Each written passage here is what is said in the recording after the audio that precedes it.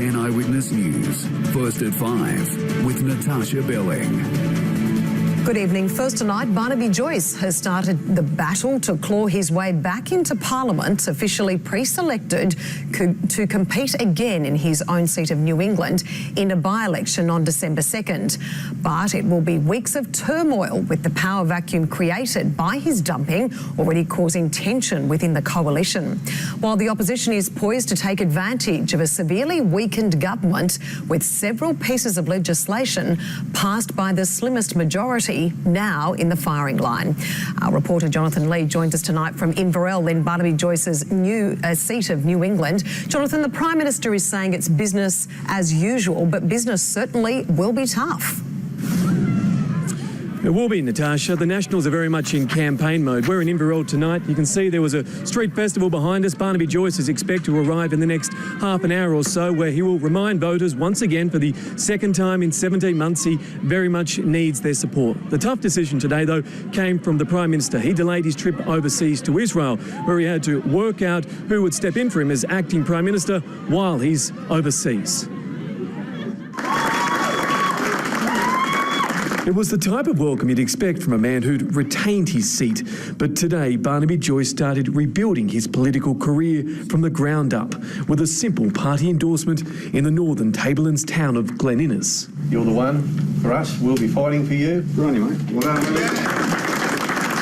In a peculiar twist, he's still the party's leader, despite not actually holding a seat. Hey, Vicky. Pleasure to meet you, Vicky. Barnaby. I'm back with my people, I'm back in the electorate, and I'm really actually enjoying it. Barnaby Joyce says he spoke to the Prime Minister twice this morning, but won't say sorry for reducing the government to a precarious hung parliament. No.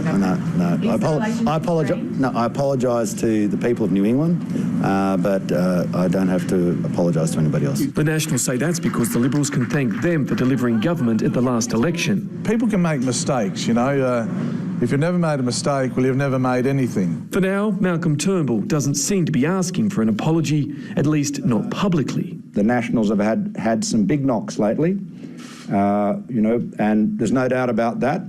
But when times get tough, that's when you put your arms around your mates, you look after them, you support them, you stick together. Labor, though, maintains Barnaby Joyce should have stepped down months ago. That Australia has a minority government with a hung parliament because Barnaby Joyce broke the law. Raising the very prospect the opposition may challenge legislation, including the controversial penalty rates cut passed by just one vote. We'll look at all of the decisions that have been made and we'll consider our response to those decisions. With Malcolm Turnbull boarding a plane bound for Israel, there's also the thorny issue of who should be acting PM in his absence. Tradition would see it go to the Nationals' parliamentary leader. For now, that's Indigenous Affairs Minister Nigel Scullion. But instead, the spoils go to the Liberals. Julie Bishop will be acting Prime Minister while I am overseas. And until the by-election is finalised in December, there'll be no Deputy Prime Minister sworn in. In fact, there's no appointment of a Deputy Prime Minister. Further signs of a government stretched at the seams, desperate for Barnaby to return to the fold. Now, while the government doesn't have a traditional majority on the floor of Parliament, Labor, even with the support of the crossbenchers, can't pass legislation, only block it. What that does do, though, is put rogue backbenchers in a very powerful position if they want to strong-arm their own government. Natasha. Jonathan, thank you.